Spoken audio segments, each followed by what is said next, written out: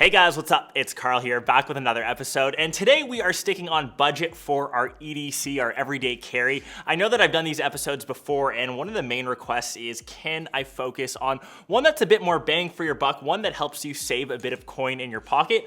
So all of the items today are under that $200 mark, including the phone that I've been kind of using / testing out for this entire challenge. So just big thanks to Poco for kind of sponsoring today's episode. And in today's episode, I'll be giving away their M3 Pro plus one of the items that you see. I always try to hook you guys up in these haul / unboxing series episodes. So just be sure to sub to the channel. Honestly, can't ask for anything more. Leave one comment down below, and of course, follow me on Instagram. That's where I'll swap info with you, send you a DM. You'll pass on your shipping info, and in around a month's time, in one of these next episodes, I'll announce the winner. So best of luck to everyone. Of course, the showstopper or the main item in today's episode is that M3 Pro. It's priced at $179 for the lowest spec, or $199 for the one that you see here. So it's a smartphone, probably the best bang for your buck, under $200, and you get quite a bit in it. And the big upgrade to get that Pro name to the M3, they're including 5G on this device. So I actually did this cool little test where I was driving my Taycan. I used it as my main device over the long weekend, so I was able to get active GPS the entire time, download apps on the fly, watching 4K content on YouTube, and I was even able to stream one of the F1 races since I'm a big Formula 1 fan over the weekend, so that was pretty cool. The next big feature, which I think is a standout, is the display. So it is 6.5 inches, it's a flat display, it's only LCD, but you do get the benefit of it being a 90 hertz panel. And if you compare that to, say, a 12 Pro Max, which is 5-6 times the price, even that is still stuck at 60. iPhones tend to be a bit archaic for screen refresh rates, we know that. And my overall experience has honestly been pretty great for a phone that only costs $200. It's rocking the MediaTek 700 processor, and navigating through the UI, pretty quick and snappy, haven't really noticed any hiccups or lags. It also comes with a 5,000 milliamp hour battery, and unlike my Taycan, which I had to juice up several times over the weekend, this was able to get by on just one charge. And the last hardware spec is, of course, the triple camera setup, more specifically the 48 megapixel main, which I took most of the B-roll footage with. So I'll leave all the sample shots here. The phone stacked up pretty well against other phones that I've used in the past couple of years.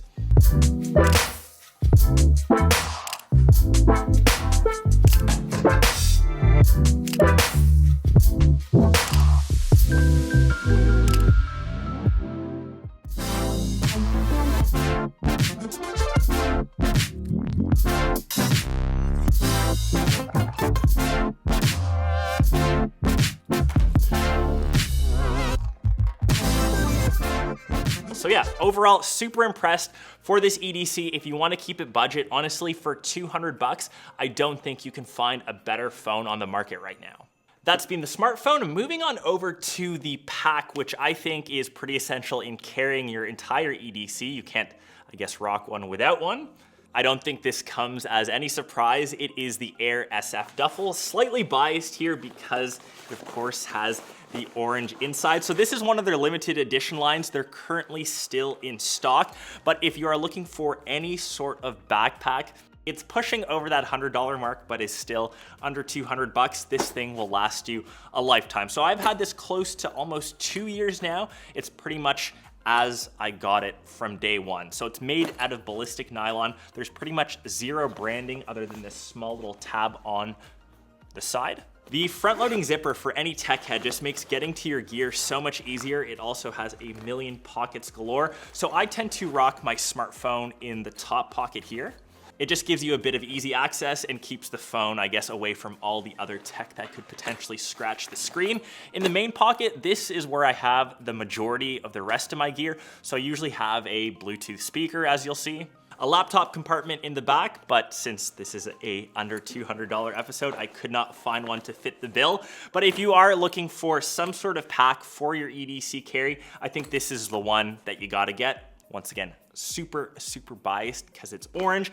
And if you want to stay away from a larger pack and keep things a bit slimmer, they also have these interesting little slim pouches. So this one is nice and handy if your EDC is kind of all smaller accessories like the size of a smartphone. So once again, this can go into the pack, keeps it safe from other things because you have different compartments.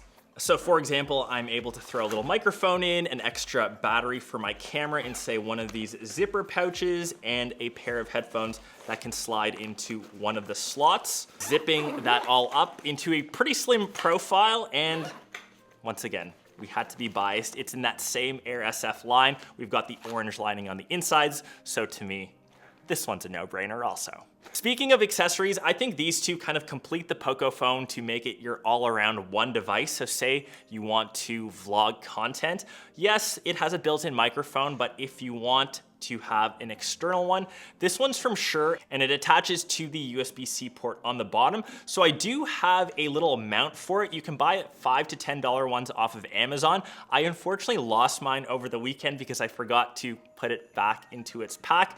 But this essentially lives either on the top of your smartphone or as a 3/4 view in landscape. So if you are doing a front-facing vlog, this will get you way better audio than your built-in mic. Earbuds of choice for the budget game, I'm going with the Huawei FreeBuds 4i. So around $100, and for that you get active noise canceling, which you typically don't find for this price range.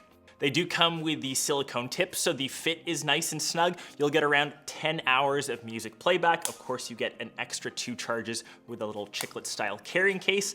Funnily enough, this is designed after an Icelandic beach. I have made the joke that this was perfect for skipping rocks. It's in that exact shape. Please do not do that.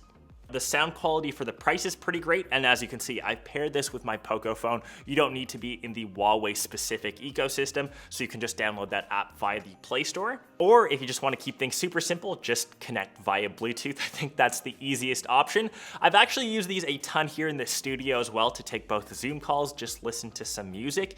You do not need $300-400 earbuds to have decent sounding music or decent sounding earbuds. The next budget carry item that I think should be on your radar is the OnePlus Watch. So this is $159, so a bit on the cheaper side for an Android smartwatch, but it takes the basics of a smartwatch and just does them really well. So you don't get some of the nicer features because you're paying a bit less, like having an always-on display, but if you're actively turning your wrist, you'll always be able to tell the time or just press one of the buttons on the side. For the price, the build is actually surprisingly pretty good. Around the outside, it's all made out of metal. The only plastics are on the back and say the charger, but that's areas that I think most people can kind of sacrifice on.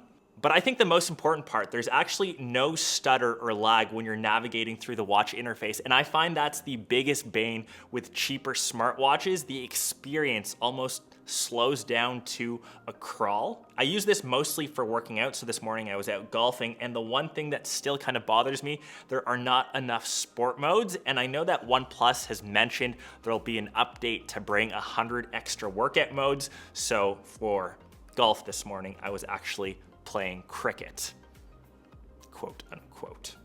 But I guess if you can live with that and maybe do some of the more traditional workouts, this watch is totally fine. It tracks your heart rate pretty accurately. And once again, I was easily able to pair this to my Poco phone using the OnePlus app. And this combo is around $350 as opposed to getting just one smartwatch for that same kind of money. So I think that's some awesome value. Closing off the list, I want to include a Bluetooth speaker that I think you should have in your pack. This is the LG PK5. So around $75 for this model. It's on the pricier end of a budget Bluetooth speaker, but I think paying that extra little bit of money for the sound quality that you get, especially the bass, compared to some of the cheaper options on Amazon that go for $25, $50.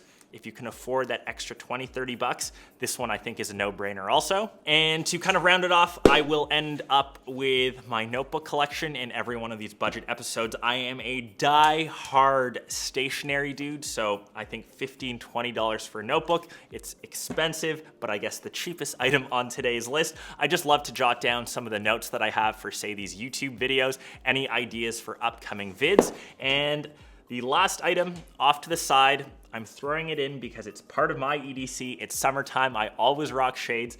Oakley Frogskins, around $60, $70. I've had this exact pair actually since undergrad. I don't wear them as much because they're a bit bright. They're of course orange, but I do rock them from time to time when I guess I want to be a bit extra. Anyways, that is the end of the best budget / best bang for your buck EDC vid. Hope you guys enjoyed this, and just remember to win one of the items plus that Poco M3 Pro. Just be sure to leave that comment down below. It honestly just helps with a YouTube algorithm. Make sure you're subbed, and of course follow me over on IG. Can't really ask for anything more, and we'll catch the rest of you in one of my next vids. Peace!